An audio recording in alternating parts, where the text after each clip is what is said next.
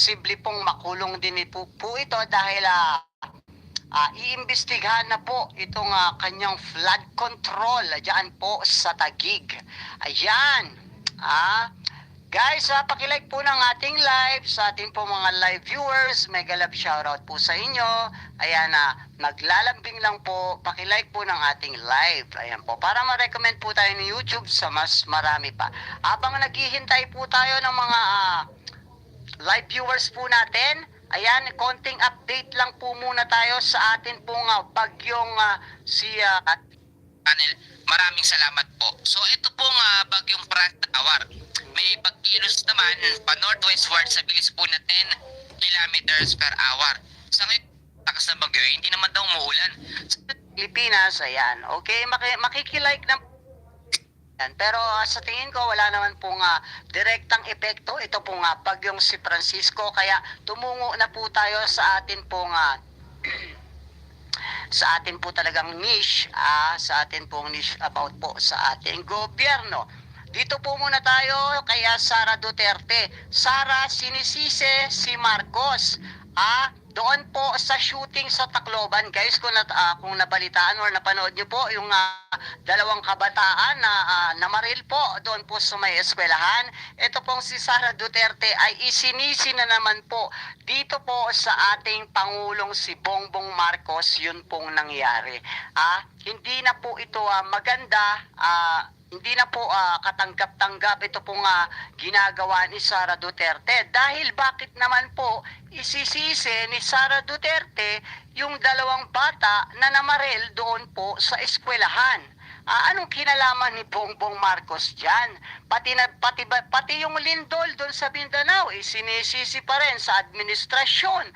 Hawak ba ng Pangulo natin ang kalikasan? Mag-isip-isip ka naman, Sara Duterte. At kung may sisisihin dito, hindi po si PBBM yun, kundi yung administrasyong Duterte. Dahil alam naman po natin, nung administrasyong Duterte pa, parang ginawa po nilang normal ito po mga patayan, yung pagmumura, yung hindi magandang sinasabi online. Ayan, ang dapat po dapat ang masisi dito sa karahasan ng dalawang estudyante ay yung tatay mo. Yan po di ba? Kung ano po yung pinakikita nung pinakamataas o nung Pangulo ay siyang nagagaya ng ating mga kabataan. Katulad na lang ng ginawa ninyong pagnonormal sa salitang pagmumura at yung mga patayan na naganap nung nakaraang administrasyon. Ayan. Okay, panoorin muna natin to at saka natin po komentuhan. Guys, pakilike po ng ating live. Ayan po, shout out po sa atin pong mga live viewers dyan. Ayan, pakilike naman po ng ating live. Maraming salamat. Pilipinas, magandang araw po sa inyo, Luzon, Visayas at Mindanao. Okay. Nabalitaan niyo na ba? Ang sinabi ni Sara Welcome back, Ferdy. Shout sa out po. Marcos government, sa gobyerno, na parte siya, ha? Guys, bago po ang lahat, pakilike naman po ng ating live at subscribe nyo na rin po yung ating small channel. Ayan, maraming salamat. Shout out Kanyang po sa kakitid inyo. mag-isip itong si Sara Duterte. Sinisisi niya sa gobyerno, yung nangyari pong pagkamatay ng 3 estudyante dyan po sa Tacloban. Sinisisi niya ang gobyerno. Sinisisi niya kay PBBM. Pero nakakalimutan niya, parte siya ng gobyerno. Pinapasahod siya ng gobyerno. Hindi pwedeng tuwing ganyang mga sitwasyon na negatibo, hindi ka parte. Kapag positibo, parte. At saka guys, mga kababayan ko, kung may sisisihin dito, yung administrasyon ng tatay niya, sino ba kasi yung may background ng parang kriminal ang gumanap? Sino ba yung nagpanormal doon sa patayan? Kasi nakukuha yan ng ating mga kabataan sino ba yung may ugaling marahas? 'Di ba yung yung tatay mo? Hindi si PBBM. Si PBBM nga ang umaayos para maibalik sa ating mga taong bayan, lalo na sa kabataan, yung ginawa nito, yung ginawa ng tatay niya nung nakaraang administrasyon, doon po sa mga madalas po makita sa balita na mga pinapatay, at yung mismong presidente ay nagmumura, at ang mismong presidente, yung minumura ay Pope, ang mismong presidente minumura ang Panginoon, o tapos sisisihin mo si PBBM, sino ba yung may marahas na ugali? Di ba kayo ang dapat sisihin, hindi si PBBM. Kayo ang may ugali nga marahas at kriminal, hindi ang ating Pangulo. Kaya hindi pwedeng ganun. Mm. In fact, pangalawa ka nga sa pinakamataas na posisyon eh. Okay? Pero magaling ka lang manise, hindi ka naman tumutulong. Tama. Pangalawa, sa tingin mo kapabayaan lang ng gobyerno Palay po. yung nangyari dyan sa Tacloban? Mhm. Hindi lang yan kapabayaan ng gobyerno. Mhm. Marami pong players dyan. Kapabayaan ng magulang, kapabayaan ng napagkunan nitong sandata. Mhm. May fault din ang eskwelahan. Ang mga guro. Pero hindi lang nila kasalanan. May fault ang community, yung upbringing doon sa tao. Yung mismong tao na gumawa, may kasalanan din. Hindi mo pwedeng lahat yan isisi sa gobyerno. Hindi lahat yan pwedeng isisi mo kay PBBM. Wala talagang sa ulog, sa tamang pag-iisip. Kasi bakit niya sinisisi yung Pangulo doon sa dalawang suspect na kabataan? Siya ba yung magulang nito? Sara Duterte, sana mag-isip-isip ka muna bago mo ibuka yung bunganga mo na wala naman kasing ang magandang lumalabas. Kung may dapat sisihin dito, ikaw rin. Bukod sa pangalawa kang pinakamataas na posisyon sa bansang Pilipinas, palagi kang nasa around the world. Wala kang ginagawa, wala kang naitutulong sa bansa. Tapos ikaw pa ang may ganang manisi. Kung maninisi ka, sisihin mo yung tatay mo na ginawang normal yung karahasan. Itong si... Paki-like po ng ating live. Maraming salamat po. Nagbabasa ako ng comment section, inaabangan ko, dinis na may magsasalita na isisisi kay PBBM. Okay. Pero wala akong nakikitang dinis na nagkukomento. Tapos ano pa sa din, malalaman natin sa nilabas na statement ni Sara Duterte, ayun, malinaw na malinaw ang sisi sa gobyerno. Paki-like naman guys. Hindi natin in-expect sa mga Salamat po dinis sa mga nag-like na at sa magla-like pa. Shout sa kanya out talaga po sa inyo. manggagaling at statement na yan. Ikaw, pangatlo, DepEd Secretary ka dati, di ba? Okay. Gumamit ka ng confidential funds para daw sa safe na implementasyon ng mga programa ng DepEd. Wala bang nangyaring krimen nung panahon na ikaw ay DepEd Secretary? Pero hindi naman. Pangalawa, pang-apat, kung ginamitan mo yan, nilatagan mo ng confidential funds noon, sana hindi nangyari ngayon yan. Di ba? Kasi pag nilatag mo ngayon, hindi naman ibig sabihin kinabukasan mangyayari yung resulta. Nilatag mo ngayon, posibleng yung resulta mangyayari 2 years or 3 years after. O ikaw, ginamitan mo ng confidential funds. Nung DepEd Secretary ka, bakit nangyari pa rin ngayon yan? Dapat hindi na nangyari yan. Kung ganyan yung kanyang mindset, kung ganyan yung kanyang perception. Palyado talaga to si Sara. Headline ng DZRH. Okay. Kaliwat ka ng pahayagan yung naging statement ni Sara Duterte. Ayan, mga kababayan ko, paki-like po ng ating live. Maraming salamat. For the administration. Wow! Gobyerno pa pala, ang administrasyon pa pala ang dapat gisingin, hindi pala dapat siya. Vice President Sara Duterte on Tuesday said the deadly shooting incident dyan po sa San Jose National High School sa Tacloban should serve as a wake-up call. Current administration, wow, talaga ha? Wait lang, di ba ng panahon ng tatay mo masyadong bayolente? Tama. Sige, balik natin yung tanong sa kanila. Nung panahon ni Digong, di ba, napakabayolente ng gobyerno? Hindi kaya doon natuto yan, yung mga bata na yan? Tama. Yan nga yung sinasabi natin pa copy. This should serve as a wake-up call for the current administration, stressing that the government must act immediately to make schools safer and strengthen the protection of learners. Wow, parang presidente na nagutos. Kailangan mabilis kayong kumilos immediately. Dapat gawing safe at protektado, palakasin ang proteksyon ng mga bata. Tama nga naman. Yan nga yung ginagawa na ngayon eh. Pero hindi mo talaga maiiwasan na merong mga ganyang isolated cases. Isolated pa rin yan, ka-coffee. Hindi mo naman pwedeng sabihin yan eh. Halimbawa, sa Marikina, lahat ng eskwela sa Marikina may ganyang incidents. Kung lahat ng eskwelahan sa Metro Manila may mga ganyang incidents, hindi na po isolated yan. Pero ito, sa Tacloban, I think isolated pa rin po yan kasi hiwalay naman yung kaso dyan sa Ateneo. Hiwalay naman yung kaso dyan sa Cavite. Magkakaiba po sila ng forma ng pangyayari ng mga krimen na yan. Isolated pa rin po yan. Pero tama rin naman siya. Actually, tama rin naman siya. Ang eskwelahan, dapat safe yan sa mga learners. Pero hindi mangyayari yan. Mag-implement ka kayo ng programa, bukas safe na lahat ng learners. Hindi po ganyan. It doesn't work that way. Kasi collective efforts po yan. Hindi lang trabaho ng gobyerno yan, sa totoo lang. Yung upbringing doon sa bata, the way mag-isip yung suspect, yung dalawang bata na yun. Hindi lang kasalanan ng gobyerno yun. May pananagutan ng magulang yan, guardians. Kung wala magulang yan, sino yung guardians niyan? May pananagutan ng community, kung parte ng simbahan, etc. May pananagutan din. Lahat yan may pananagutan tayo, lahat dyan. Lahat tayo dyan may pagkukulang. Kaya, offensive o hindi katanggap-tanggap itong sinasabi ni Sara Duterte na lahat yan ay sisi sa gobyerno. Hindi ko alam sa inyo, Kakopi, kung maniniwala kayo sa akin, no? Pero ang take ko dyan, the way na nahulma yung bata with that mindset, with that similar mindset, hindi kasalanan lang ng gobyerno, hindi kasalanan lang ng magulang, though malaki po yung papel ng guardian niya dyan Okay. sa pagpapalaki sa kanya. Kasalanan ng buong community yan. May pagkukulang din ng eskwelahan, may pagkukulang din ng mga guro, may pagkukulang yung mga Guardia. kaklase niya na nangutya sa kanya. Marami pong may kasalanan, kaya hindi mo pwedeng i-single out Dagdag ko lang din guys, tsaka yung gwardiya syempre ng eskwelahan, di ba?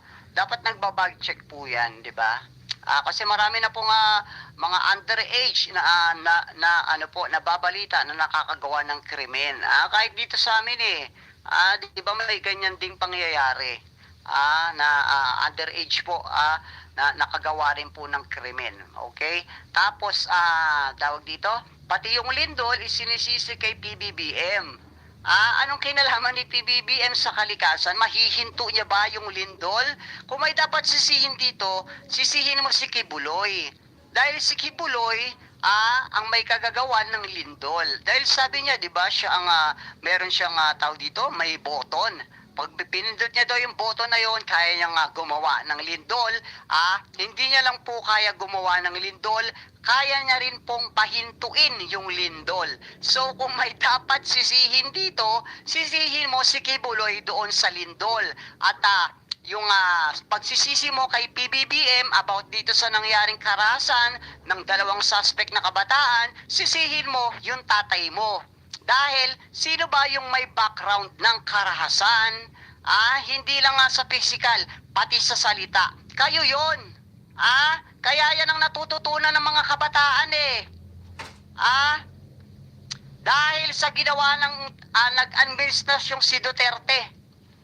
Palaging napapanood ng mga kabataan noon na ngayon po ay teenager na, yan pong mga patayan, yung presidente mismo, ang lumalabas sa bibig ay basura, pagmumura, hindi lang pagmumura sa pangkaraniwang tao, pati sa Diyos.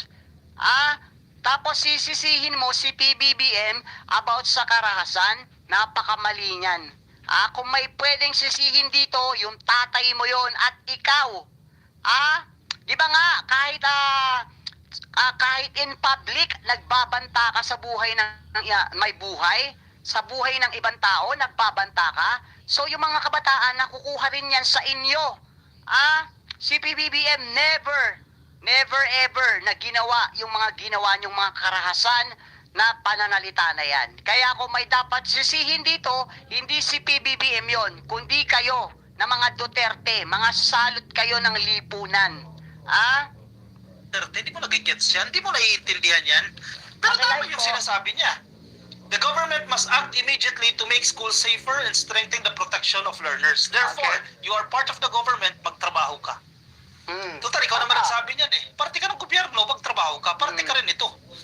Kung dapat sisihin ng gobyerno, ewan ko ba sa mga sumusuporta dito kay Sara Duterte, wala na nga po itong nagagawang tulong sa gobyerno ni PBBM at wala rin po itong nagagawang trabaho sa kanyang sinumpaang tungkulin, pero marami pa rin po, hindi na marami sa na lang, social media na lang, na kanyang mga robot, na kanyang pong mga kulto, na sumusuporta sa kanya. Pero sa physical, wala na po. Dahil matagal na nating napatunayan yung mga rally nila, wala po silang nabubuo na maramihang rally.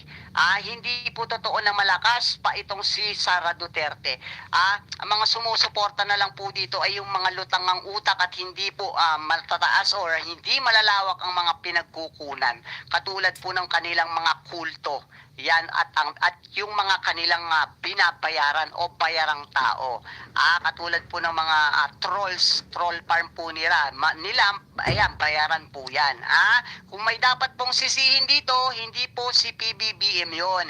Ikaw, Sara, at ang tatay mo. Dahil kayo ang mahilig sa karahasan, hindi lang sa pisikal, pati sa bibig nyo, na lumalabas sa bibig nyo, puro karahasan. Kaya yan ang nakukuha ng ating mga kabataan noon at ngayon ay mga teenager na. Nakuha sa tatay mong bastos at kriminal ang palaging pinakikita sa online at sa publiko.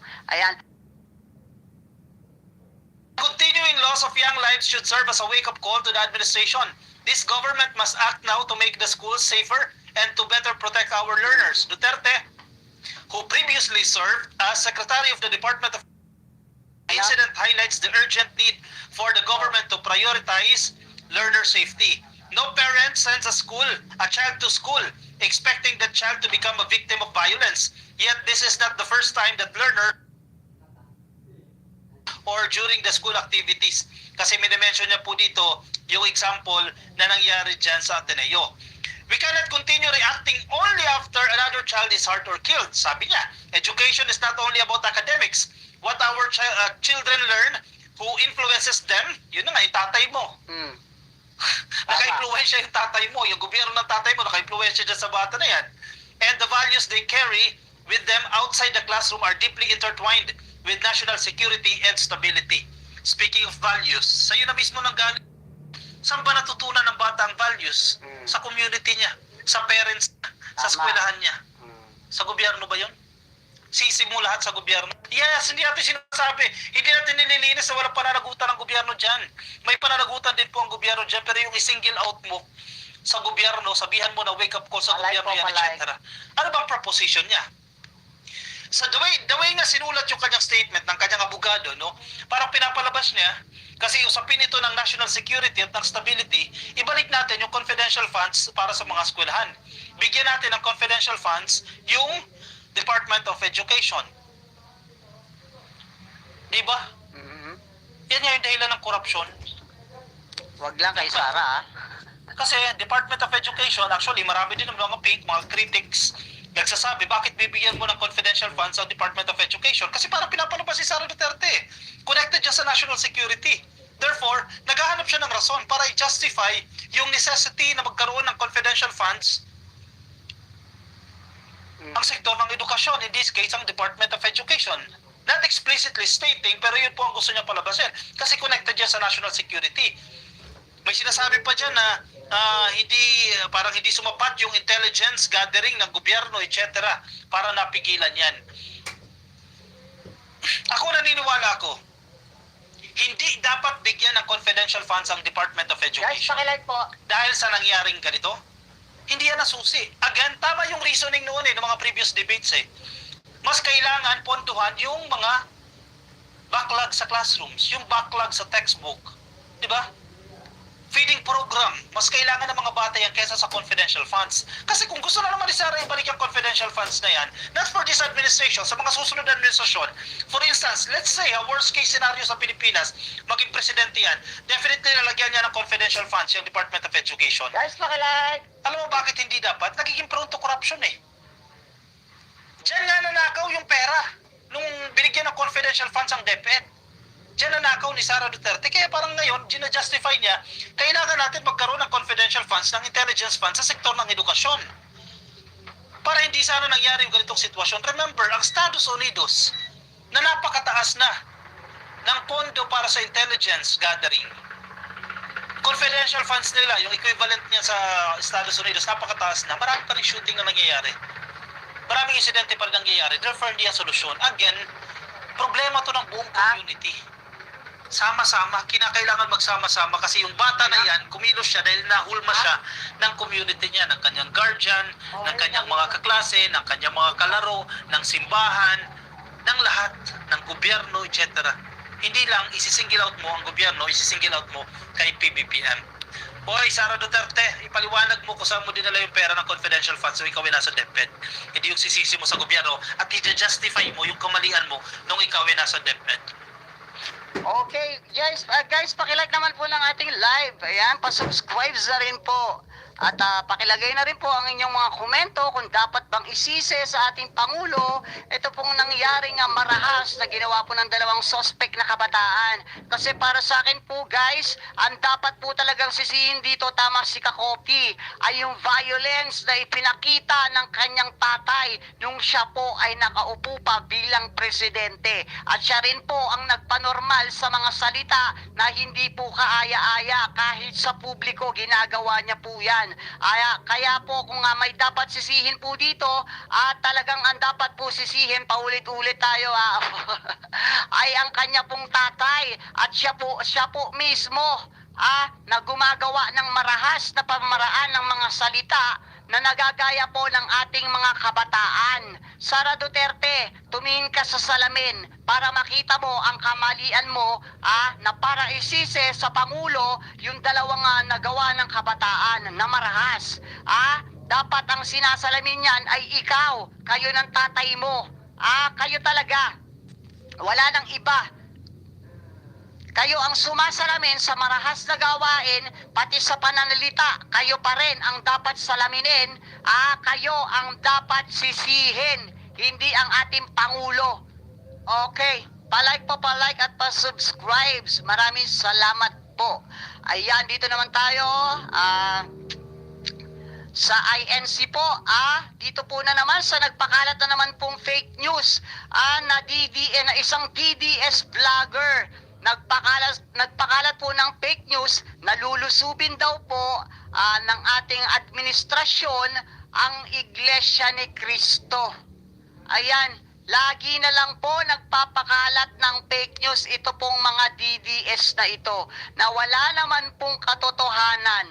Alam nyo, kung yung Pangulo natin ay siraulo, lahat kayo, mga DDS na nagpapakalat ng fake news, matagal na kayong nasa oblo, matagal na kayong nakakulong. Mabait lang kasi ang ating presidente. Hinahayaan lang kayo. Kahit na name-make news na kayo, naninira na kayo ng tao, hinahayaan kayo ng Pangulo. Ginagawa pa rin ng Pangulo yung tama at legal para mapanagot kayo. Kung siraulo lang yung ating Pangulo, matagal na kayo nakakulong. Real talk, di ba? Palagi na lang may ginagawang hindi maganda tong mga DDS na ito. Pero ang ating Pangulo ay dinadaan pa rin sa legal na paraan.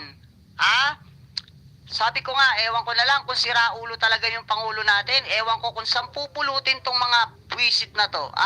Nakaka-bad trip na tong mga palagi na lang nagpapakalat ng fake news na ito Ayan guys, pakilike po ang ating live. Pa-subscribe na rin po. Maraming salamat po. So yun, sunod, yung mga DDS po dyan. Na nagkalat na naman po. Nasabi, ang adik ay yung bossing nyo na umamin na gumagamit ng fentanyl at ng marijuana. Sino yung adik? Mga robot kasi to guys wala talaga tong utak. Kung ano yung iutos ng kanilang system, yung kanilang amo, which is si Sara Duterte, yun ang susundin nila. Mga robot po yan. Mga asong robot. Okay? kababayan. Mga kababayan. Okay? Trending po ngayon sa social media, nabulabog daw ang Iglesia ni Cristo. Oo. Noong nakarinig sila ng balita na lulusubin daw. Lulusubin daw ng PNP ang templo nila sa Quezon City. Kasi nandun daw si Bato nagtago, nabubulabog daw sila. Sino po, kanino pong balita galing yan? At anong network? Ang tatanong nabubulabog daw. Ang nagpangalat niyan guys, yung isang DDS vlogger na wala naman pong resibo at katunayan o katibayan na meron po talagang lumabas na ganoon pong intriga. Kahit po ang ating mainstream media, wala pong binabalitang ganon na susugurin po ng administrasyon yung Iglesia ni Cristo. Ito pong isang DDS vlogger ay nagpakalat na naman po ng fake news para po magwala yung tao. Hindi na po ito okay, hindi na po maganda, hindi na po ito katanggap-tanggap. Dapat po talaga dito ay dalain. Dapat talaga dito sa mga nagpapakalat ng fake news na ito ay isunod-sunod na ikulong.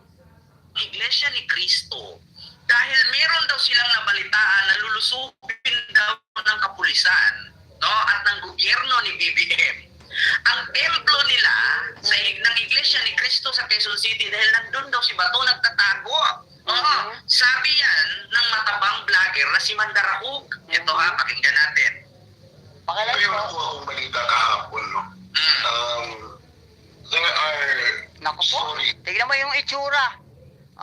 Basta talaga DDS basta talaga DDS tignan mo pa lang yung itsura, mukhang hindi nagagawa ng matino. Ang tanda-tanda mo na. Wala ka ng buhok. Wala ng storage ang phone mo. Maglinis ka na ngayon. Puno ng imbakan. Click malinis na ngayon. Babagal ang takbo ng iyong telepono. Dahil wala kang ganitong api. Ito ay auto-linisin ang basura sa iyong telepono. Tanda mo na. Wala ka ng buhok. Halos lahat kasi ng mga DDS talaga ganyan po ang itsura. Yung hindi mo talaga pagkakatiwalaan yung pagmumukha pa lang. Tignan nyo yung pagmumukha ng isang matanda na ito, kay tanda-tanda na nagpapakalat pa ng fake news. Yan po ang nagagawa ng pera. Handa silang suungin yung kaso at kulungan. Makuha lang yung bayad sa kanila. Imposibleng walang bayad yan. Alam mong makukulong ka dahil magpapakalat ka ng fake news. At talagang fake news po itong matandang vlogger na ito. na magtatangka ang administrasyon ni Marcos na pasukin. Ang tanong dito, matandang kalbo, anong source mo? Anong patunay mo? Anong ebidensya mo? Pinapagalit mo lang yung Iglesia ni Cristo. Para ano? Nako? Ang Central Palay po, Office palay. ng Iglesia ni Cristo dyan sa Commonwealth. Ha? At ang senaryo na gagamitin nila, Ay, allegedly, nandyan si si Bato. Bato de la Rosa nagtatago. And that nagkakaroon Wala na po talaga itong mga na to. Wala na po silang maisip na paraan. Para po mailigtas yung kanilang mga amo. Kundi magpakalat na lang po ng fake news at galitin yung tao. Unang-una, matandang vlogger, wala kang ebidensya. Wala kang nilabas na source kung saan mo nakuha yung balita na yan. Isa pa, lahat ng mainstream media walang ganyang senaryo na gagawin ang gobyerno na lulusubin yung Iglesia ni Cristo. Nagpapakalat ka lang ng fake news para galitin yung tao. Ang tanda mo na. Dapat ikaw ang nangunguna na magpakalat ng totoong balita. Hindi yung ikaw pa yung nangunguna na magpakalat ng mga fake news para galitin yung taong bayan. Kung anong pangit ng mukha mo, yun din yung pangit ng ugali mo.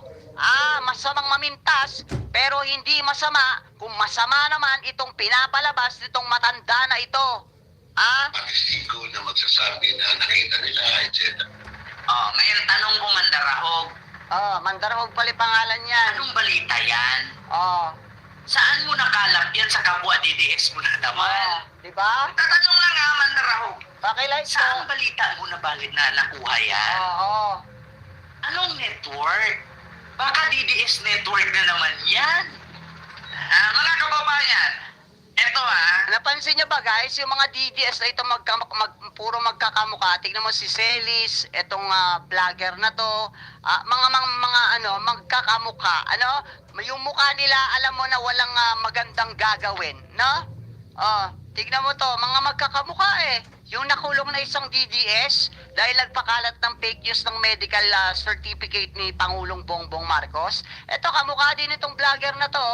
Oh, kapapangit. Paki-comment sa comment section. Binalita ba sa TV yan? Oo, Lalusubin daw wala. ng Administrasyong Marcos ang Iglesia ni Cristo kasi nandun sa loob si Bato? Pakilike po ng ating live, guys. Narinig ba kayo sa balita? Ano-anong network po yan? ABS-CBN? Ako wala. TMA, TV5?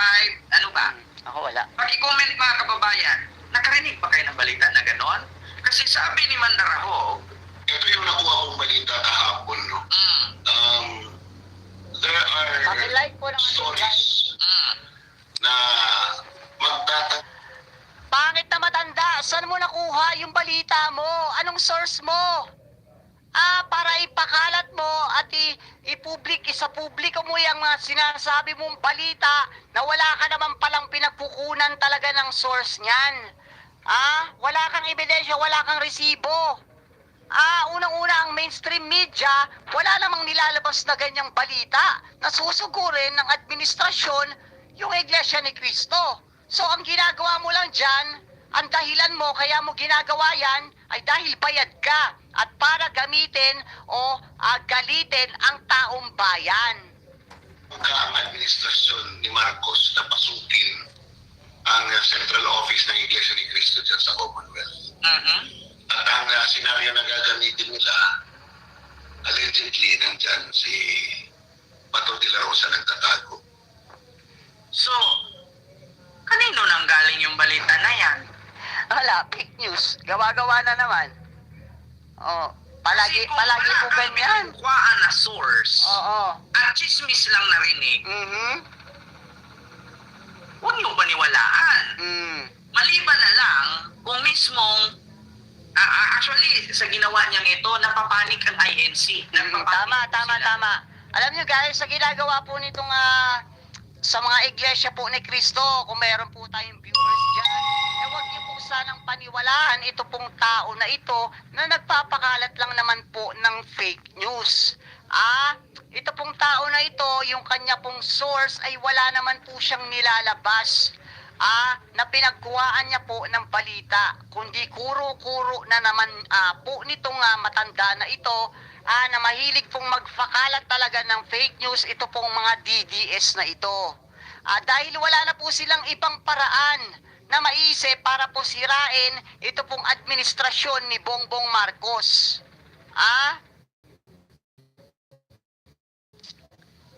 So may possibility na pwede Hi, siyang Ferdy ipitan. Cruz. Welcome back. Kasi kung magreklamo ang Iglesia ni Cristo ngayon sa gobyerno, kung mag-file ng kaso ang Iglesia ni Cristo laban sa Shoutout po, Ferdy Cruz. Welcome back. si Mandarahog. Oo, tama. Kaya nga tayo tinatawag na influencer eh. Kaya nga tayo tinatawag na vlogger, Oo. content creator. So dapat, pag sinabing ganon, Pakalike meron po. tayong pananagutan. Hindi porket pinagbigyan tayo ng freedom of expression, freedom of speech, kailangan nating ingatan yan. Tama. Kasi bawat salita natin, nagkukos ito ng trouble. Sabi nga ni BBBM, Saka, hindi po porkit na vlogger siya or influencer or content creator, hindi niya na po pag-iisipan yung kanyang vlog or live or pinopost in public kung tama po ba ito, kung yung source po niya ay tama, kung meron po talaga siyang resibo. Pero po itong vlogger ng mga DDS na ito, kinakagat po nila na i-live o i-broadcast o in public yung kanila pong mga topic. Kahit po alam po nila na fake news. Isa lang po ang ibig sabihin yan. Meron pong puno na nag-uutos sa mga vlogger na yan para magpakalat ng fake news at galitin po yung taong bayan, which is yung lalo na po yung Iglesia ni Cristo. Okay, sa mga Iglesia naman po ni Cristo, naway pag-aralan po ninyo ang bawat post na pinopost po ng mga DDS na ito kung legit po ba o fake news. Dahil unang-una, hindi po totoo yung sinasabi ng matandang vlogger na yan na susugurin po ng administrasyon ng gobyerno ang INC. Gawa-gawa lang po nila yan. Ayan, pakilike po ng ating live, pa-subscribe na rin po. Mga biktima sa fake news. Oo. Lalong-lalo na yung mga hindi alam. Lalong-lalo na yung mga may edad. Hmm. Lalong-lalo na yung mga mabilis mauto. Diba sabi ni PBBM yan? Nakakaawa. Mhm. So, be vigilant, be responsible of what we are talking about. Guys, wait lang po, wag po kayong alis dyan. Ayan, babalik po ako agad. Ayan, pakilike po ng ating live at pa-subscribe na rin po. Maraming salamat. Your life. Not only your life, but also your dignity. Diba? It's very fake news. Diba? It sounds like fake news. Alam ko, mga kababayan, wala pong ganung balita. Di sana ikinontent na natin yan, nalulusubin. Diba? Ng administrasyon. Parang pagkakalan ko, wala namang lulusubin, wala namang nangyaring lulusubin. And magkakaroon ng mga testigo na magsasabi na nakita nila, etc. etc. Ano nga yan? Alam niyo naman sa gobyerno, there is always that presumption of regularity. Presumption of regularity. Okay, speaking of presumption of regularity, yung ganito yan. Pwede mong lusubin, pwede mong pasukin. Pag walang nakita, it's part of the job. Ang tanong kasi, hindi naman po pwedeng ganun nalulusob ka na lang. Diba, katulad nung nilusob nila, yung pinagtataguan ni Bato sa Pampanga. Diba, ang pakalat nila, wala daw warrant of arrest, wala daw search warrant. Ending, sabi ng CIDG, hindi naman buo ang CIDG at NBI at kapulisan, nalulusob na lang na walang search warrant. Ibig sabihin, lumusob sila dahil may search warrant. Ngayon, kung meron namang search warrant, ang naturang grupo na lulusog sa INC, so, di ba? Bakit hindi pwede? At kung wala naman sa loob ng INC, bakit sila magpapanik? Bakit sila matatakot? Ngayon, kung wala sa loob, edi kahihiyan niya ng mga lumulusog. Pero kung nasa loob, bakit kayo natatakot? Simple lang yan, parang kay Sara lang yan. Kung wala kang ginawang pagnanakaw, di open. Kung meron kang ginawang pagkakamali, edi maghanda ka ng maraming lawyer. Ganun lang kasimple yan. Kung hindi mo kinain ang pagkain na hindi sa'yo, open ka kain na hindi sa'yo, ibig sabihin, di kung bibig ka. Baka maamoy. Tama ba ako, mga kababayan? Kung wala kang tinatago, open kang ipakalkal. Pero kung may tinatago ka, huwag kang pumayag na sityon. Tanga ka? Kung ikaw, i-read yung bahay mo, hindi pa po pwedeng sabihin, meron ka bang search warrant? Anong you cannot ask question? Kung kikilos ang gobyerno, oy, minamanipulate mo na naman yung taong bayan. Alam nyo ba, may nakausap ako na na-experience niya ang martial law ni Apo Lakay. Alam nyo ba, sabi niya sa akin, alam mo, yung ginawa ni Sara na ipapatay niya si BBM, si Lisa, si Martin, kung panahon pa yan ang tatay ni BBM, pinadampot na yan. Alam mo, nung panahon ng tatay ni Marcos Jr., kapag gumawa ka at magsalita ka ng against sa presidente, ipapadampot ka talaga. Tama ba, mga kababayan? Paki-comment.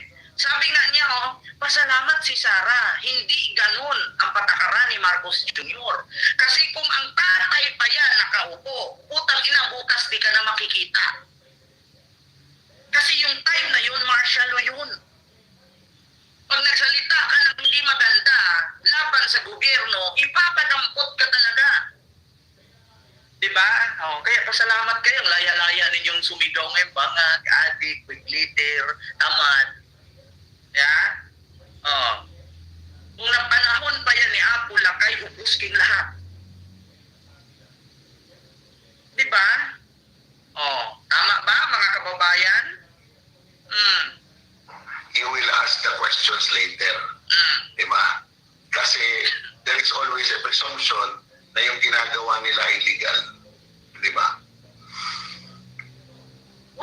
sigurong pruweba kung lulusubin ang templo ng INC kung nasa part ng mandatory nila. Eh kung nandun yun sa mandatory na lulusubin at kung wala namang nakita na bato doon, eh di tapos, eh kung nandun si bato, eh di aray. Diba? Ganun lang ka-simple. Kung wala si bato sa loob, eh di pahiya ang PNP or kung sino man yung kung nandun sa loob si bato, eh di kahiyan din ng INC. Ganun lang naman yun eh. Alam mo, sa totoo lang, ganun lang yan. Kung wala kang tinatago, ready ka to open. Pero kung may tinatago ka, natatakot kang ibuksan. Ganun lang, parang si Sarah nga, ulitin ko. Kung wala kang ninakaw, mong kalkalin. Pero kung meron kang ginawang pagnanakaw, maghanda ka ng maraming lawyer. Mahirap ang intindihin yun. Ako'y nagtatanong lamang ho. So mahirap ho ba? Naintindihin yon. Kung walang tinatago, buksan. Kung may tinatago, huwag mong buksan. Diba? Tama. Ang purpose ng paggawa ng ganyan is that, alam nyo, init na rin itong mga congressman. Itong mga congressman, Kala ko sasabihin na naman niya silent martial law. Panahon ni Digong ang silent martial law. Bakit? Saan ka nakakita? Lubog ang pisngi, luwa ang mata, bungal, payak, may tattoo, adik na, rinaptis pa? Yun bang mga pinatay? Dumaan pa sa pagka-practice yun? Bago pinatumba ni Digong at sinabing adik? Di ba hindi? Yun ang silent martial law. Malay po. Guys, pakilike po. ay nakalibit ni sa Iglesia ni Cristo na ito sila ngayon ay bumoto sa impeachment at very vocal sa impeachment ni Vice President Sara Duterte. Natatakot ang mga ito na hindi suportahan ng Iglesia ni Cristo. Alam mo yun, sa totoo lang, no? Hindi sa minamaliit ko yung grupo na yan. Tama. Hindi lang din naman ang Iglesia ni Cristo ang buboto.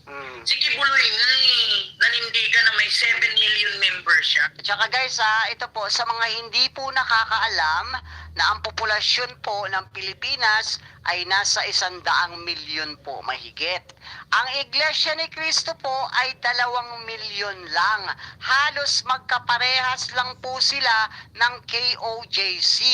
Pero po ang mga Kristiyano, 80% po ng populasyon ng Pilipinas ay Christian po. Kung yung Christian po ay sabihin na lang natin kahit 50% ay magsama-sama, wala na po itong mga ito.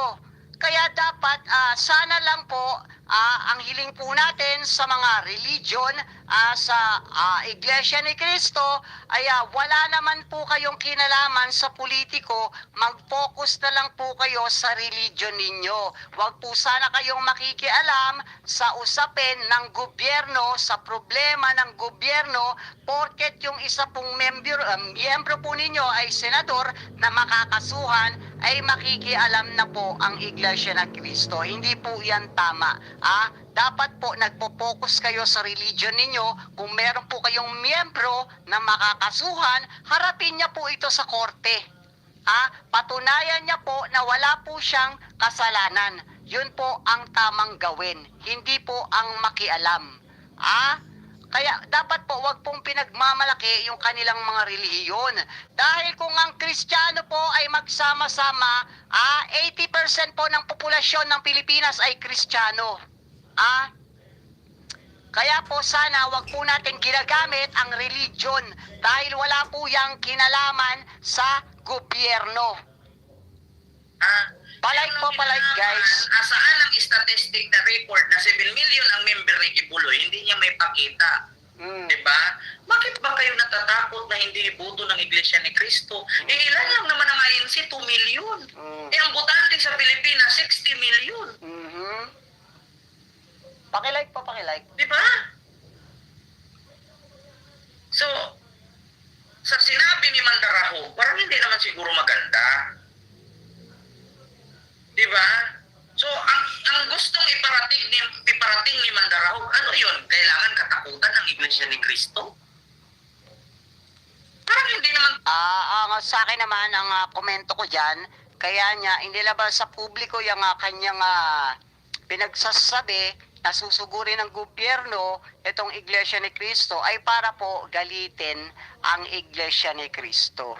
Hindi naman po tayo naniniwala, nakakagat po ang INC sa mga ganyang pong fake news na pinalalabas po itong mga DDS vlogger na ito.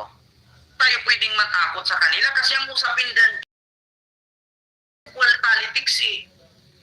Hindi ka dapat matakot kay Kristo kung ikaw ay politiko kasi hindi ka iboto. Bakit? Iglesia ni Cristo lang ba ang botante? Tandaan ninyo, 60 million ang botante sa Pilipinas. So bakit natatakot sa INC?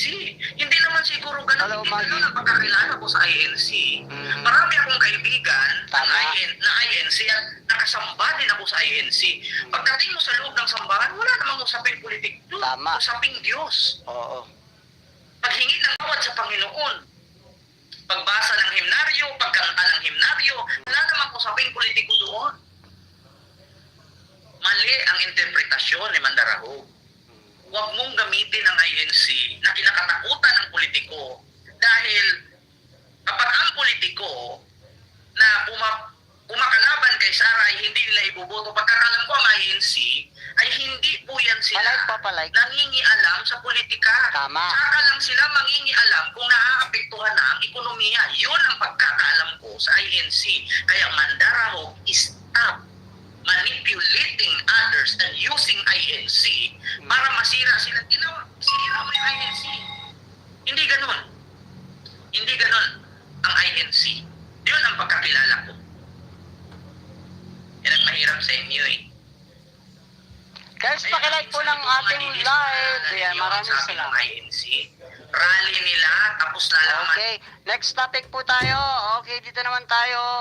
Okay, palike po, palike. Pa-subscribe na rin po ng ating pong live. Ayan, maraming salamat. Laban-laban, bawi-bawi ito Ayan. Okay, natakot daw po ng ni Resbaca, nila Sharon at Kiko, kaya binawi na ni Baligod at Maleta Boys ang pagdawit kay Pangilinan. Ano yan? Laro? Na matapos mong isa publiko, babawiin mo. So, sino pa pong maniniwala dito po sa tao na ito kung laban-bawi ang ginagawa niya po? Na pambibintang at paninira sa taong sinisiwalatan nila na kuno na nakatanggap daw ng maleta. Palike po, palike. Kaya lalong nasisira ang kanilang kredibilidad eh. Mga kabunyog. Kasi laban-laban, bawi-bawi. Magsasabi, mas babawiin. Pakilike po ng ating live. Maraming salamat po. Pinakita nila, nung nag-press con sila noong June 16, ang laki ng picture, pinakita nila. Yung pinakita nila yung picture ni Kiko Pangilinan kasama si Sharon Cuneta. Kasama si Sharon Cuneta. Tapos kasama daw yung mga sabi nung malita yung mga okay guys, dito na muna tayo sa atin talaga pong main topic about po dito kay Cayetano. Ayan, posibleng imbestigahan na raw po ang anomalya sa flood control sa Taguig. Yan po ay si Cayetano, that time ay congressman pa. Okay, panoorin po natin ito. Ayan, palike muna po muna ng ating live. Maraming salamat po. si Vizcaya. Guys, palike po, palike.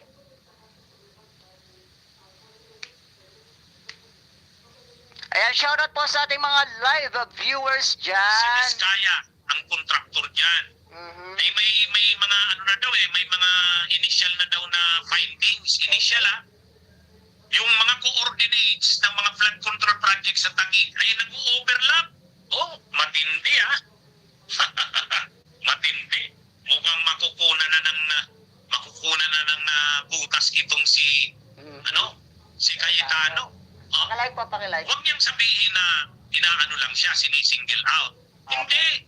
Lahat naman ng sangkot talaga dapat imbestigahan. At kung may ebidensya, sabi nga ng DOJ, sabi ng NBI, sabi ng Ombudsman, pag yun yung tinuturo ng ebidensya, ebidensya, yun yung susundan nila. Tama. O ano ang tinuturo ngayon daw ng ebidensya sa Taguig? Mm. Marami, billions ang flood control projects, Nako. Diskaya ang kontraktor, Pare, at nung bilyones. tinignan yung mga coordinates, nag-overlap. Aha. Guys, pakilike po ng ating live. at Mukhang iimbestigahan na ang Taguig. Oh, matindi to. Tay. Iimbestigahan na yung mga flood control projects ng Taguig. Oo. Kaya yung si Cayetano, nagmamalinis siya na parang wala sa kanyang walang makukuhang issues kanya sa Taguig. Ha? O ito na. Iimbestigahan na daw ang mga flood control projects ng Taguig. Okay. Kasi billions din ang flood control projects ng Taguig, mga kapunyo. Billions. O, ngayon, at ito pa, alam niyo kung sino ang kontraktor ng mga flood control projects sa Taguig? Si Diskaya. Si Diskaya. Mm. Mga kumpanya ni Diskaya Ayaw, ang Cayetano. nag-implement ng mga flood control projects sa Taguig. Baka kasama po ito si Cayetano sa isisiwalat po ng mga pangalan nito pong si Curly Diskaya. Ayan, kaya po itong si Cayetano ay panayang online live sa kanya pong Facebook para kumuha ng simpatsya ng taong bayan dahil alam niya po na maiimbestigahan din ang kanyang flood control noon pong 2022 na siya po ay nasa Congress pa. Ha? O, wag nating sabihin, wag sabihin na walang alam si Cayetano diyan. So, pag sinabi mong Taguig, sila ang congressman diyan, sila ang mayor diyan. Oo. Kaya ngayon, Pakilike sa po, tagal pakilike. ng mga Cayetano sa Taguig, mula pa panahon ni Duterte hanggang panahon ni PBBM ngayon, marami Shout out projects Ian, dyan. Benedict. At si Diskaya, ang kontraktor diyan. Mm. May mga na daw may mga initial na daw na findings, initial Cayetano. yung mga coordinates ng mga Ah. flood control project sa Taguig ay nag-overlap. Mm. Oh, Kaya pala panay ang live stream nito pong si Cayetano ay alam niya po na mabubulgar din ang kanya pong flood control na tinatago. Baka nga po doon po sa mga ilalathala o ibubunyag na mga pangalan nito po ni Curly Diskaya na 150 tao daw po ang kanyang isisiwalat at baka po nasa top 10 itong si Cayetano. Okay, tuloy. matindi Palike po, palike. matindi. Mukhang makukunan na ng butas itong si Mm. si Cayetano. Oh, Mm. huwag niyang sabihin na inaano lang siya, sinisingle out. Mhm. Hindi. Lahat naman ng sangkot talaga dapat imbestigahan. At kung may ebidensya, sabi nga ng DOJ, sabi ng NBI, sabi ng... Guys, pakilike naman po ng ating live. Pag yun yung tinuturo ng ebidensya, yun yung susundan nila. O ano ang tinuturo ngayon daw ng ebidensya sa Taguig? Marami, billions ang flood control projects, Diskaya ang kontraktor, at nung tiningnan yung mga coordinates, nag-overlap. Nag-overlap. Ha? So, ano na yan? Anong ibig sabihin yan? Ha? Hindi makakapagmalinis ang hindi makakapagmalinis ang Cayetano dyan. Ibig sabihin, posibleng may dyan, may butas na dyan sa Cayetano. Ata naman eh. Alan, walang issue sa kanya. Pag maingay po, may tinatago yan. May pinagtatakpan yan sa kanyang likuran. Kaya po panay ang live stream nitong si Bayot Cayetano, tawag dito, Alan Peter Cayetano, ay baka meron nga po itong tinatago sa kanyang likuran na maitim na flood control nung siya po ay congressman pa that time, year 2022. Ayan, live pa more Cayetano. Iimbestigahan ka na rin ng ating ombudsman. Ayan, tuloy-tuloy po ang kanilang paglusaw. Tuloy-tuloy po ang lusawan sa kanila pong panig, sa kanila pong Cayetano Black. Mga kabunyog, mga kababayan, isa lang na Cayetano ang matino, si Lino Cayetano. Tama, correct. Si Lino Cayetano. Inapoint na si Lino Cayetano, yung kapatid niya.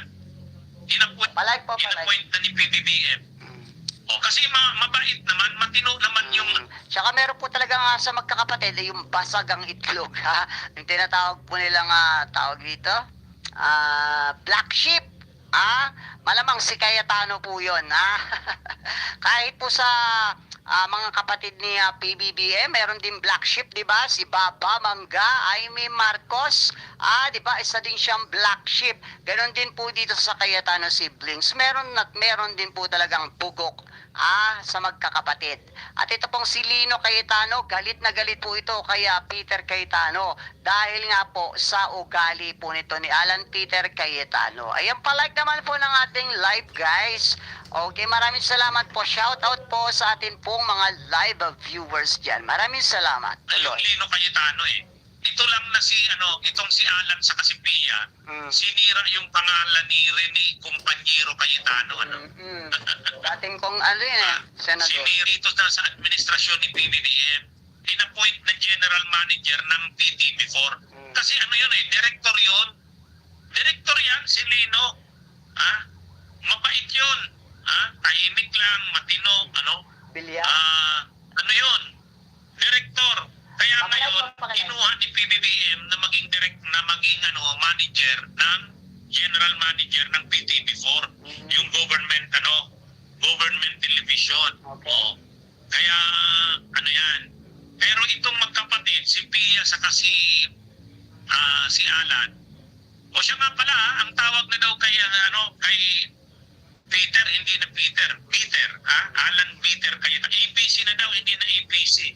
Peter na nga talaga. Kasi APC, Alan Peter Cayetano. Ngayon, APC na. Sabi nung isang viewer natin, attorney APC na yan. Alan Peter Cayetano. Pero matindi yung Guys, sabi pakinig po ng ni ating live. Lacson, Sabi ni Senador Ping Lacson, ipagdasal natin na huwag namang magpatiwakal yan si Cayetano. Sira na ang ulo ni Cayetano. Kasi baka daw complete meltdown. Kaya yan mga kabunyo. Lalo na siguro kapag inimbestigahan ito si Cayetano. Nako. Kapag nagtuloy-tuloy itong investigasyon at Baka maglumpasay yan sa pag-iiyak. Alam na po natin na itong si Cayetano ay isang mongoloid. Palike po ng ating live at pa-subscribe na rin po. Maraming salamat. Ebidensya na laban sa kanya. Shout out Freddy Mendoza. Delikado. Baka plunder na naman plunder din ang kaso sa kanya. Basta flood control. Plunder Mga yan. kabunyo. Kaya pagka ganyan, baka bumigay na talaga yan. Baka bumigay na. Tandaan nyo sa mga DDS dyan, sa mga nakaupong DDS, sa mga sumusuporta sa DDS, lalo na po itong si Cayetano Blaca, wala pong wala pong sikretong hindi mabubunyag, okay? Kaya po itong Cayetano Black ay unti-unti na po itong nalulusaw, okay? Tuloy po. Palay po ng ating live. Pa lang, hindi lang siya na ang laking lamat sa political career ni Cayetano. Sabi nga ni dating Senate President Franklin Drillo. Okay. Sa 24 na taon niya daw na pagiging Pakilag. sa Senado, 24 years siya sa Senado. Ngayon lang daw siya nakakita na 21 days lang ang Senate President. Di ba yung record? Mayroong record si Pinakamaikli. mayroong record na si Alan Peter, Pinakamaikli si APC, po, pinakamaikling naging Senate President sa Philippine history ng Senado ay si Alan Peter Cayetano. At isa pa, siya rin po ang nasa history ng Pilipinas na sobrang gulo ng Senado simula po nang umupo po itong si Alan Peter Cayetano. Totoo naman yan guys, di ba? Sa mga maliwanag, malawak po ang pag-iisip na hindi po katulad ng mga DDS supporters na kung ano lang po yung marinig at mapanood na nila ay paniniwalaan agad nila. Kaya po sila nauuto ng mga fake news na pinalalabas nito pong mga DDS vloggers na ito. Maraming salamat po. Ayan sa mga nag-like at maraming salamat. Okay? San Peter Cayetano.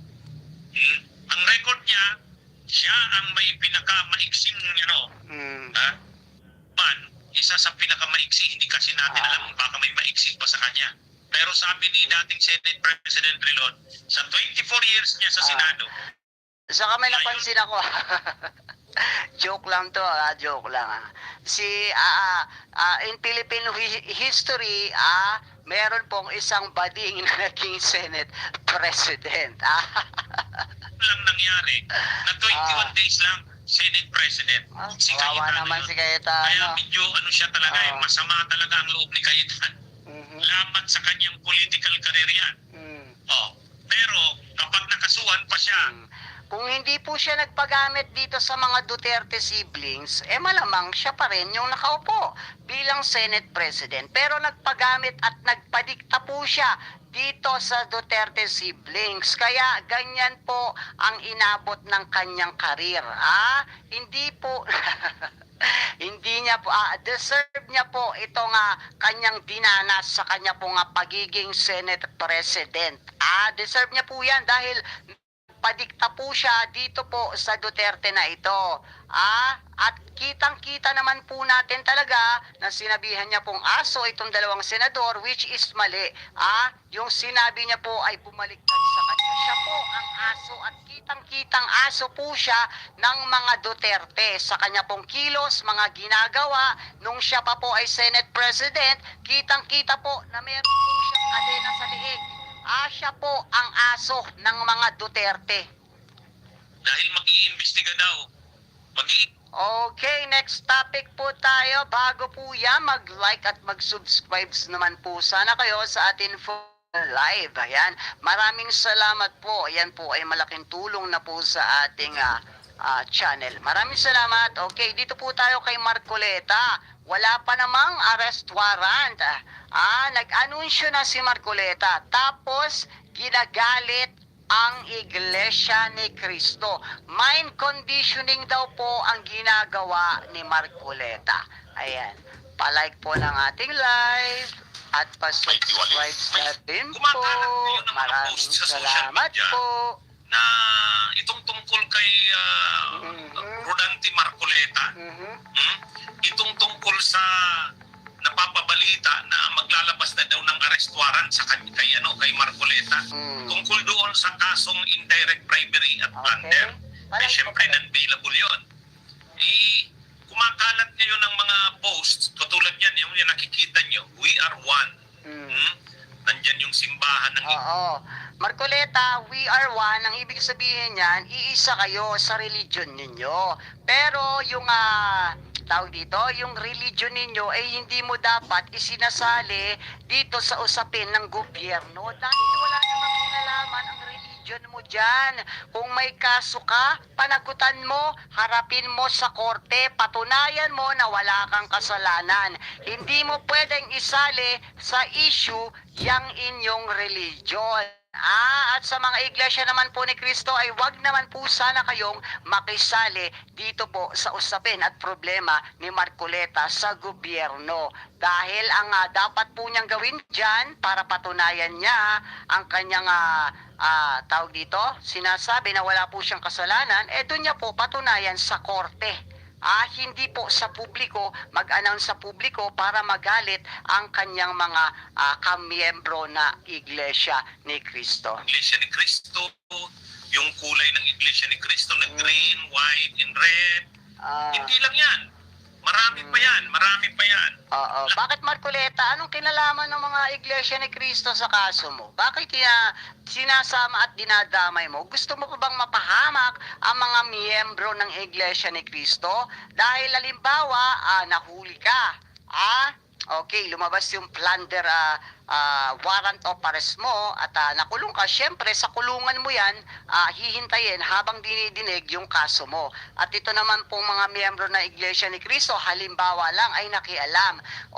Pag nakialam po kayo, makukulong kayo. Hindi po kayo uubra sa atin pong mga otoridad, sa atin pong mga kapulisyahan. Pag may ginawa po kayong hindi tama, makukulong po kayo. Okay? Yan po ang realidad. Kaya wag po sana tayong bara-bara sa ating mga desisyon na makialam sa usapin ng sa gobyerno. Dahil dapat ang relihiyon ay nagpo-focus lang diyan po sa inyong religion. Hindi po kayo dapat makisali at makialam sa usapin at problema ng pampolitiko. Hayaan niyo po ang miyembro ninyo na ipagtanggol ang kanyang sarili sapagkat siya naman po ay isang matalinong abogado. Sabi niya po yan, Yan po ang dapat gawin. Hindi po siya dapat naghahayag ng mga ganyang tawag dito, post na we are one. We are one kayo sa religion ninyo, pero hindi sa politika. Lahat ng mga posts na yan, mga kabunyog, mga kababayan, ginagatungan yung galit ng mga miyembro ng Iglesia ni Cristo. Talagang ang sinasabi nila, ito halimbawa, mayroong post na ganito. Palike ng ating Galawin niyo live. si Senator Marcoleta, di kayo palalampasin. Grabe no, tatapang nila DBS Vlogger, June 20, 2026. Ang pangalan po ng vlogger na ito ay Yuki Clyde. Ayan, galawin nyo si Senator Marcoleta. Di kayo palalampasin ng INC. Bakit? Si Manalo ka ba? At bakit pinapasweldo mo ba ang INC para sumunod sa'yo? Sino ka ba, Yuki Clyde? Okay, tuloy. Palike po ng ating live. Ayan may post na ganon. Tapos may post din na ganito ang laman ng post. Ano ito mga kabunyog? Ito yung matandang vlogger na nagpapakalat ng fake news. The Junior, may plano lusubin. INC, Central Church, Political Analysis. Nako, malabo. At tungkol sa itong mainit niyang issue kasi kay Rodante Marcoleta na si Marcoleta naman kasi ang nagsabi na posible nang lumabas ang arrest warrant niya.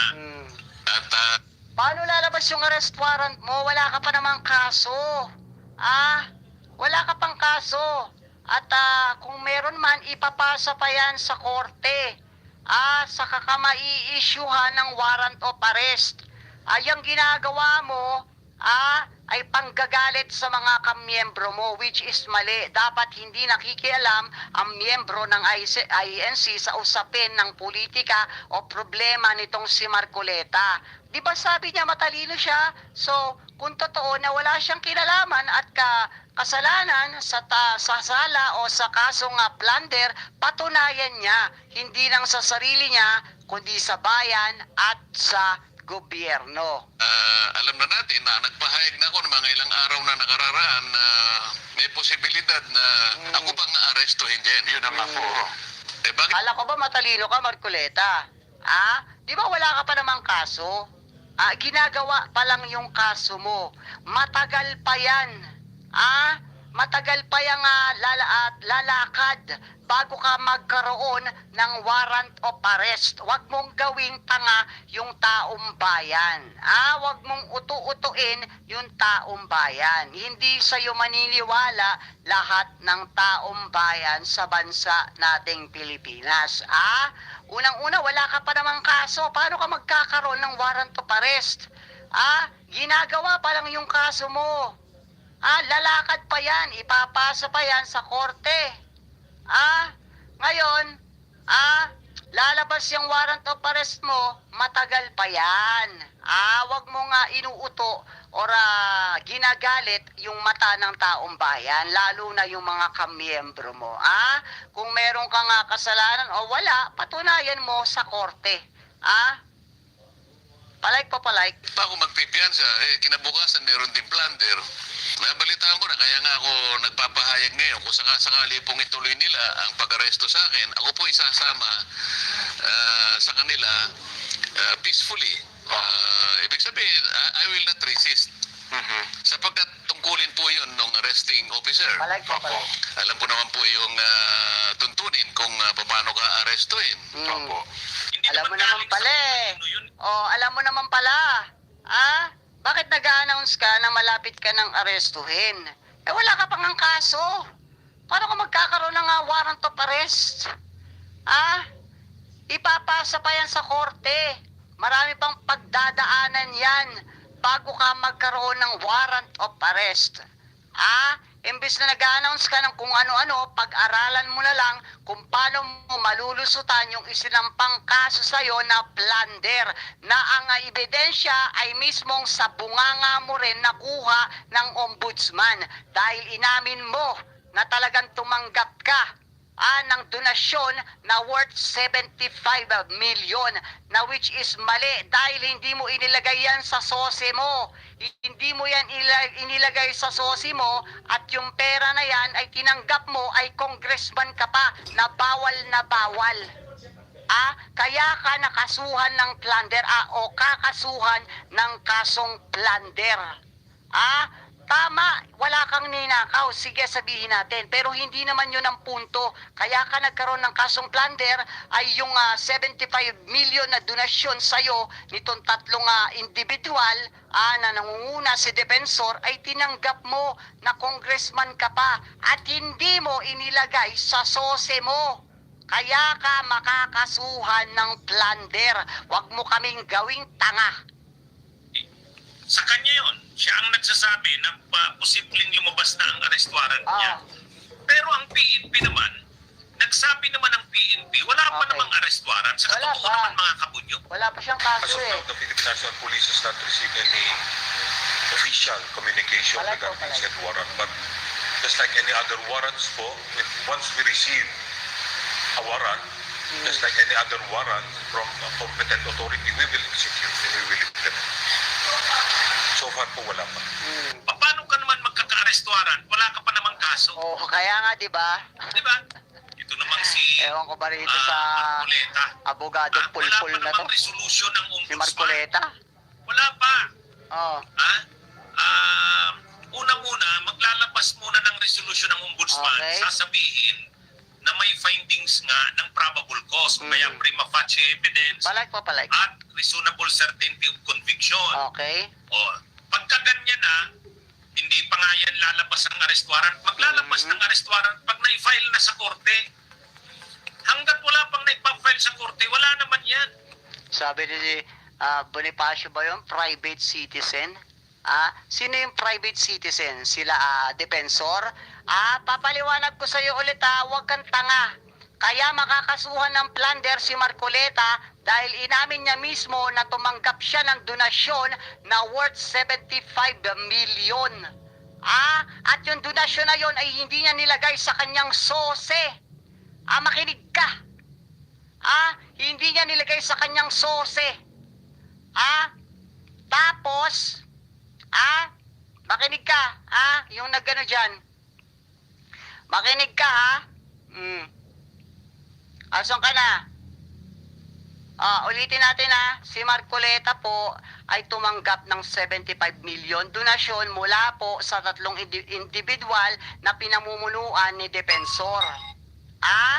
At yung 75 million po na yon ay hindi niya nilagay sa kanyang sose. At tinanggap niya po yung donasyon na yan, siya po ay public servant, siya po ay congressman. Huwag kang tanga.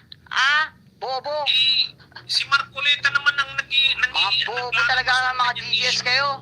Nalalabas na daw ang arrest warrant niya.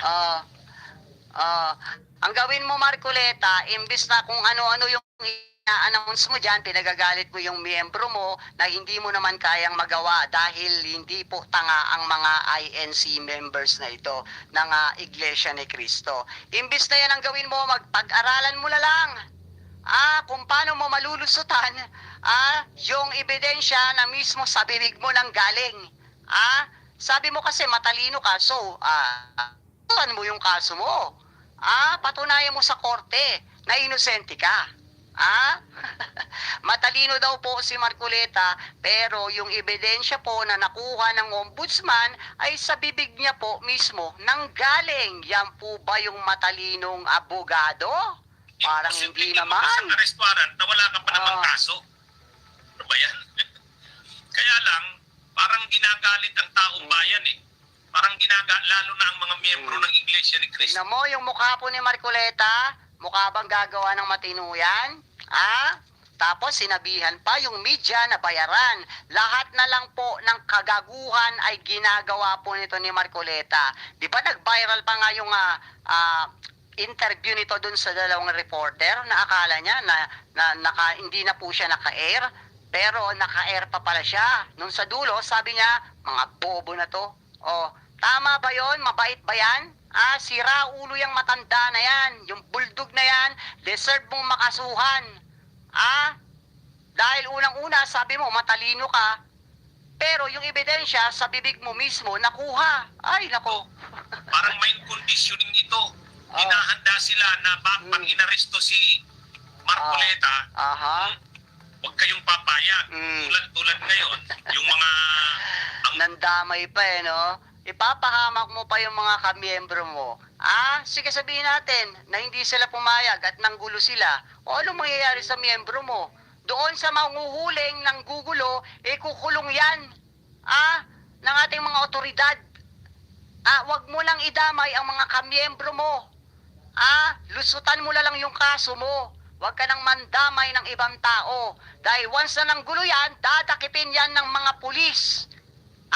Doon naman sa makikisali, mag-isip-isip kayo. Dahil once na mahuli kayo ng otoridad, hindi kayo tutulungan ng mga yan. Yan po ang realidad. Isipin ninyo, yung pamilya ninyo, hindi nyo naman kadugo. Kahit ka-member nyo yan, hayaan ninyo, nalusutan niya yung kaso na kinakaharap niya sa tamang paraan, sa legal na paraan, sa korte. Once na manggulo kayo, makukulong kayo. Yan ang realidad. At hindi kayo uubra sa otoridad, sa mga kapulisyahan. Kaya ipapahamak nyo lang yung mga sarili ninyo doon sa makikisali dyan. mga post na kumakalat. Sige, galawin nyo si Mayroon pa ng isa. Palike ko natin live at pasubscribe sa rin po. Yung DDS yung General's Viewpoint. Anong sabi niya? Ano tong balita namin, lulusubin daw ang iglesia. Fake news yan. Sino namang nagsabing lulusubin ang iglesia? Fake news yan. Saka dapat hindi ito dinadala sa issue ng relihiyon. Yun nga yung sabi ko, di ba? Usapan dito. Huwag nakikisali yung mga relihiyon sa usapin at problemang pampolitika. Kung may kaso man si Marcoleta, hindi ito tungkol sa Iglesia ni Cristo. Tama. Nagkataon lang na miyembro siya ng Iglesia ni Cristo, pero dahil ba miyembro siya ng Iglesia Guys, ni pakalag Cristo, po natin, hindi na bye, dapat payagan pasubscribe siya sa na rin po. ma-arresto. Maraming salamat. Nakakapunyo. Napaka-irresponsable ng ganyang mga posts. Matalino daw siya. Wala pa namang arrest warrant. Pangalawa, wala pa naman. Paano naman magkakaroon ng arrest warrant? At saka pangatlo, ang sabi niya po, ni Marcoleta, matalino siya. Pero yung ebidensya po mismo nakuha ng ombudsman ay galing po sa kanyang bunganga na inamin niya na tumanggap siya ng donasyon at hindi niya po inilagay sa kanyang sose na siya po ay congressman that time. Kaya po siya nakasuhan o makakasuhan ng kasong plunder. Wala namang kaso pa. Nasa preliminary investigation pa lang sa ombudsman. Tapos nagsubmit pa lang si Marcoleta ng counter affidavit niya. Wala pang resolution ng ombudsman. Matalino nga si Marcoleta Exaggerated. Si Marcoleta rin kasi ang nagsabi na malamang mayroon daw siyang balibalitang lalabas na ang arrest warrant. Paano naman lalabas ang arrest warrant? Hindi pa naman nakasampa ang kaso. Pwede siyang magsabi niya na anumang oras lalabas. Kasi nga po, masanay na po tayo. Basta DDS, mga fake news po yan. Mga fake news. Basta ang arrest warrant kung may naisampa ng kaso. Wala pa. Ang kaso niya ay nasa ombudsman. Naiinip na po siguro si Marcoleta. Huwag kang mainip kasi darating din yan. Pero sa ngayon, hindi po kasi tayo nagkatulad ng mga DDS na nagpapakalat ng fake news. Si Marcoleta po ay wala pa pong kaso. Ginagawa pa lang po yan ng ombudsman. Kung naiinip ka, Marcoleta, darating din yung time mo na yan. Okay? Ombudsman pa lang. Wala pa sa korte. Kaya lang, mas marami pa yata ang mga posts ngayon na Palay Sige, po. lusubin nyo ang iglesia, tingnan natin. Bakit paglubos? Wala pong ibang gagawa niyan kundi mga DDS ang magpakalat ng fake news para galitin yung taong bayan. Na sa iglesia ang pinag-uusapan. Saka hindi naman iglesia ni Cristo ang tinatarget niya. Tama. Hmm? Oo. Kung magkaroon man ng kaso si Marcoleta, kaso niya yun. Oo. Hindi yung tungkol sa iglesia ni Cristo. Kaya lang yun na nga. Kung makikita nyo, Palay po natin live, guys. iglesia ni Cristo na ang laging bukang bibig o binabanggit. Parang sinasadyang ginagalit ang Akala ko ba matapang ka, Marcoleta? Bakit kumukuha ka ng tulong sa mga kamiyembro mo na hindi naman dapat? Huwag ka naman damay. Kung magpapagawa ka ng gulo sa mga kamiyembro mo, alimbawa at ng gulo nga itong mga kamiyembro mo, edi yung mga kamiyembro mo ay makukulong lang din. Wag mo nang idamay yung mga kamiyembro mo. Gamitin mo na lang yung sinasabi mong utak mo na matalino ka. Lusutan mo yung kaso mo. Patunayan mo na wala kang kinalaman at kasalanan sa isinampasayong kasong plunder. Doon sa korte. Doon sa iglesia korte. ni Cristo. Mind conditioning na pag lumabas ang arrest warrant kay Marcoleta, Nagkalat na naman po yung mga DDS trolls na bayaran na ulitin natin, yung mga DDS trolls na bayaran na yan ay kanila pong trabaho yan. Kung hindi po nila yan gagawin, wala po silang sasahurin. Okay. Siyempre, kahit na yung mga miyembro ng iglesia susuporta sa kanya, ay hindi tama yun. Hindi tama na Palay po. ini-exaggerate ang sitwasyon ng uudyok ng kaguluhan. Diba? Nang dadamay pa ng ibang tao. Wala. Sabi ko nga po, doon po sa mga makikisali sa usapin dyan sa kaso ni Marcoleta at manggugulo, mag-isip po muna kayo. Dahil once na nanggulo kayo, dadamputin kayo ng mga otoridad at makukulong kayo. At once na nakulong kayo, hindi po kayo tutulungan ng mga tao na yan. Huwag kayong makikisali. Wala pa namang arrest warrant dahil wala pang kaso. Kung si Marcoleta man nagsabing anumang araw, pwede na siyang arestuhin o lalabas ang arrest warrant, hindi yan. Pwede siyang magsabi niya na anumang araw pwede nang lumabas ang arrest warrant niya kung na-file na ang kaso sa ombudsman. Kaya yan mga kabunyog, mga kababayan? Ito, ang kinakalat ngayon, Yung itsura pa lang ni Marcoleta, mukhang hindi mo na yung pagkakatiwalaan Kung matalino ka, gawin mo. Gamitin mo yung utak mo na matalino na malampasan yung kaso mo. At huwag ka nang mandamay ng mga kamiyembro mo na pwedeng makulong kung sakasakaling manggulo at makisali dyan sa usapin ng kaso mo. Kung talagang para sa taong bayan at talagang mabuting miyembro ka ng Iglesia ni Cristo, ikaw mismo kaya mong lusutan yan kung talagang totoo na sinasabi mong wala kang kasalanan at wala ka talagang ginawang plunder na kinakaso sa'yo ng ombudsman. Huwag ka nang maghanap ng damay. Nahanap mong damay ay pwedeng mapahamak. Dahil once na manggulo yan, ikukulong yan. That's it. Mag-isip-isip kayo. tungkol sa Iglesia ni Cristo. Sige, subukan nyo, arestuhin nyo si Marcoleta, makikita nyo ang... Arestuhin talaga yan. Once na lumabas, yung kanyang warrant of arrest. Sabi ko nga po sa inyo, yung pinakaugat at pinakapuno, yung matandang Duterte nga, diba, nakulong, anong nagawa ng mga supporters? Wala. Wala. Nakulong pa rin si Duterte. Ano pa kaya itong matandang si Marcoleta? At dito lang din makukulong yan. Sa bansa lang natin. At tama lang na makulong siya kung meron siya talagang kasalanan. At kung ikaw ay matalino, patunayan mo yung sinasabi mong wala kang sala. Gamitin mo yung pagkaabogado mo para ipagtanggol yung sarili mo. Pero hindi mo na kailangan maghanap ng damay dahil yung hinahanap mong damay ay pwedeng mapahamak.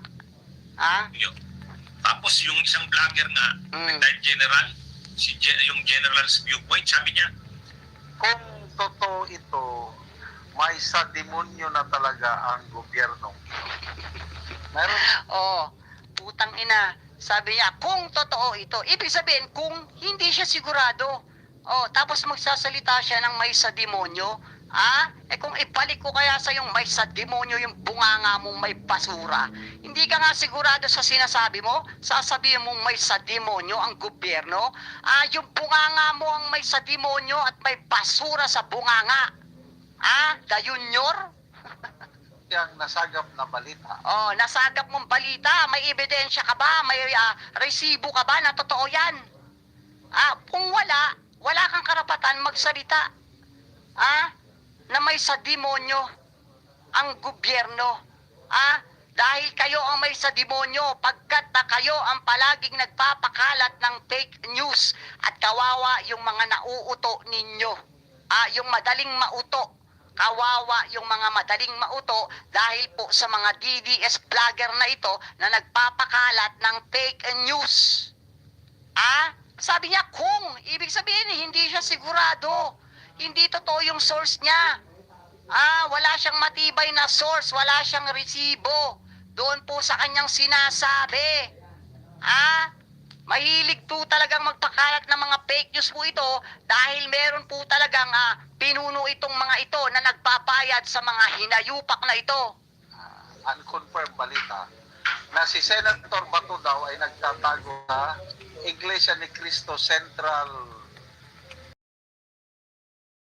Avenue sa Quezon City. At Kung sakaling totoo man yan, huwag yung sisisihin yung gobyerno na masugod dyan.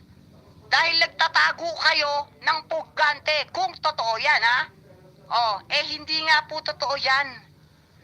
Kaya wag po kayong naniniwala dito sa mga DDS vlogger na ito na mahilig magpakalat ng fake news dahil binabayaran po yung mga yan para magpakalat ng fake news. Alam po nilang hindi totoo yan at mali yung kanilang mga ginagawa at sinasabi sa publiko. Pero wala silang magagawa dahil nagpapabayad po yung mga vlogger na yan. Palike po, palike. ito anytime. Ito yung nakuha kong balita. Ito, basta talaga mga DDS. Tignan nyo, tignan nyo yung mukha. Hindi yung nakapipa.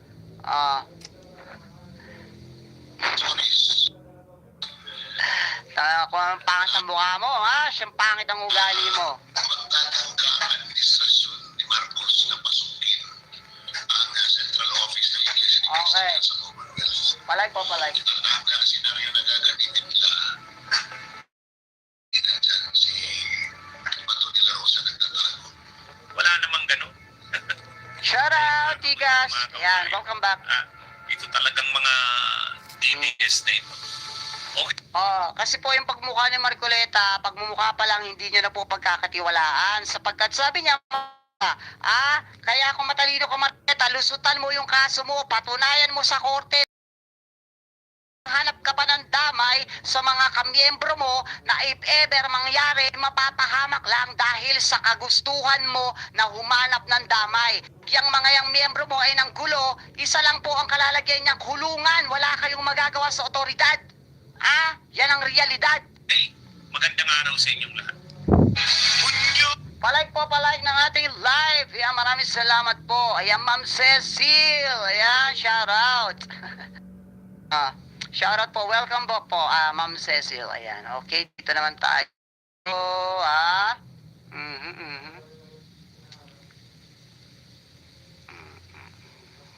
Wait lang guys palike po at pa-subscribes na rin po. Ayan, shout out po sa atin pong mga live viewers dyan. Maraming salamat po. Ano ba to? Wait lang po, may alis lang Ito.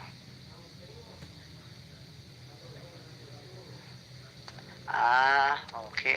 Mga pangyayaring nagpapakitang natakot din si Marcoleta, biglang umalis nang dumating si Alvarez, no show sa BRC hearing ni na Defensor sa EDSA. Tama naman po. Opo. Kasi nung dumating po Congressman Alvarez doon po sa fake blue ribbon nila, ito pong 18 na bodyguards ay nagsilayas po agad. At ito pong si Marcoleta ay tinalikuran po si Alvarez. At ito pong si Cayetano ay akala mo santo na nasa gilid ni Alvarez. Amon pa sila ni Alvarez na sige, magtanong kayo. O, anong ginawa ng matapang at matalinong si Marcoleta? Umalis. Dahil alam niya, mabubukos sila. Once na magtanong sila kay Alvarez, sa publiko, mabubukos sila.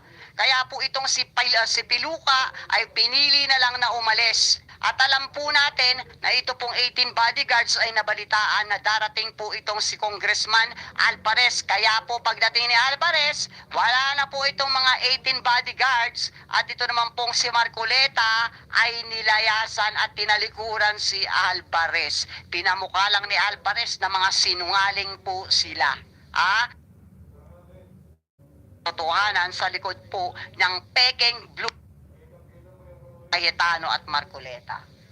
Palaik po, palaik. Biglang tumayo si Marcoleta. Ayan o. Biglang tumayo si Marcoleta. So, anong pinapakita doon? Skot din si Marcoleta. Totoo naman guys, di ba? Di ba guys, natatandaan nyo yung peking blue ribbon nila, yung una. Marcoleta, na dahil po pinangalanan nila si Alvarez at nakita po nila sa social media na pupunta at susugod po sa kanila si Alvarez sapagkat si Alvarez po ay wala talagang kinalaman sa pinakakalat nilang maleta-maleta na yan.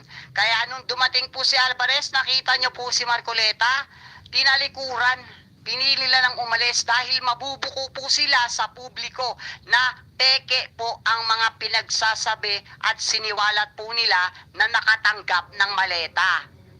At na-update din po sila na darating nga po yan si Alvarez.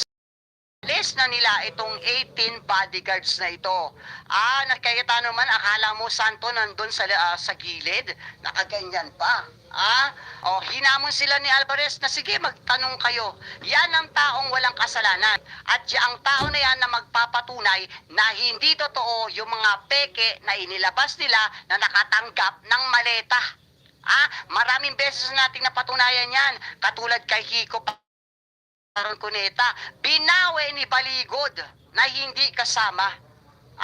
Paano yun? Pwede yun? Laban o bawi? Bawiin mo? Sabi mo hindi mo alam. Nalalabas sa slideshow yon. Bobo ka ba? Abogado ka. Bago ka maglabas show na yan, pinag-aralan mo muna yan. Tinignan mo muna yan. Hindi mo pinigilan yan eh. Sabi niya pinigilan niya. Hindi. Nakatutok ang publiko sa peking blue ribbon ninyo. Kaya wag nyo gawing tanga yung mga tao na nanonood sa inyo. Yung tapang ni Marcoleta, makita mo doon na biglang tumayo. So, ibig sabihin, hindi niya rin kayang harapin si Alvarez. Wala. Wala yan si Marcoleta. Pangalawang pagkakataon, yung June 16, pinagmamalaki ni Mike Defensor. Okay. Na magkakaroon daw ng Blue Ribbon Committee hearing. Hindi na doon sa loob ng Senado, sa labas na. Sa isang private na venue sa Mandaluyong City. Ang nag-announce niyan si Mike Defensor, may poster pang linabas. Si Mike Defensor naman po ay piling senador. Sabi ko nga po sa inyo, anong kinalaman mo dyan, Defensor? Parte ka ba ng Senado? Senador ka ba? Ni Kapitan, hindi ka eh. Anong kinalaman mo sa Blue Ribbon? Niloloko mo yung taong bayan. Poster, mukha ni Marcoleta at saka ni Cayetano si Alan. Pinagmamalaki nila yun doon. Ilalabas daw yung mga dagdag pang ebidensya, mga bago. May bago daw na mga testigo. Hindi na lang daw yung 18 na Maleta Boys. Mayroon pang dagdag na 14. Alay po. At si Marcoleta ang nakapronterang mukha at saka si Cayetano. Okay. Pero, nung araw na mismo na yun, hindi sumipot si Marcoleta at saka si Cayetano. Kasi guys, nag-announce po yung NBI na lahat po na magpa-participate sa peking blue ribbon na yan ay makakasuhan po. At alam po yan ni Cayetano at Marcoleta at ni Amy at ni Robin. Kaya hindi po pumunta yung 4 na senador dyan. dahil alam po nila na pwede po silang makasuhan din dyan. Na ito namang si Defensor ay pinagpatuloy pa rin yung peking blue ribbon nila kahit na wala naman po itong kinalaman sa Senado. Hindi naman po ito senador. Hindi po ito niluklok ng taong bayan. Kaya ngayon, nakasuhan po sila.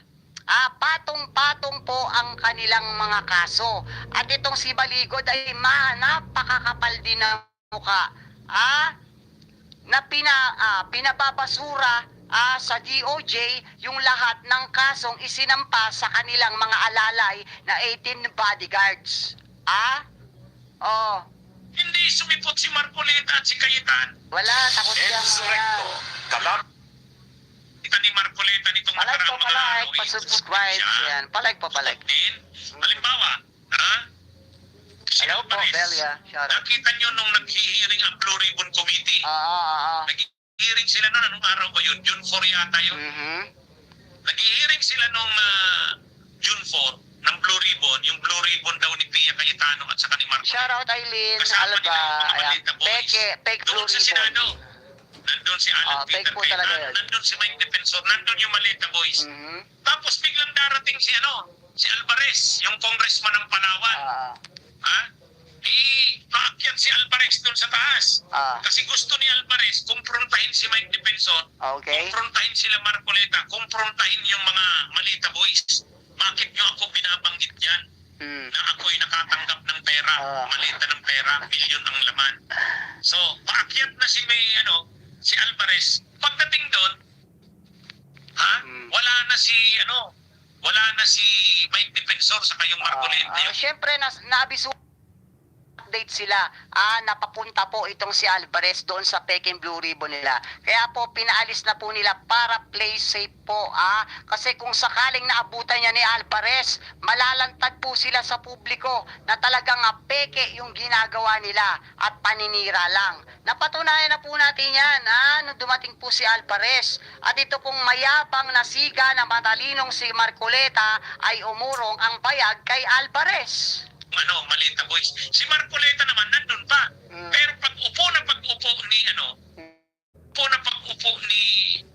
Alvarez, biglang tumayo si Marcoleta. Oo nga. Halatang-halata Biglang tumayo si Marcoleta. So anong pinapakita doon? Halatang-halata Gusto din si Marcoleta ang harapin si Alvarez. At saka guys, itong si Alvarez po ay bilyonaryo po talaga ito bilyonaryo po ito. Baka sila pa yung bigyan ng maleta nito Kaya nga walang takot na sumugod ito dun sa peking blue ribbon nila. Dahil alam po ni Alvarez na wala po talaga siyang tinatanggap na maleta. At ito po Marcos Jr.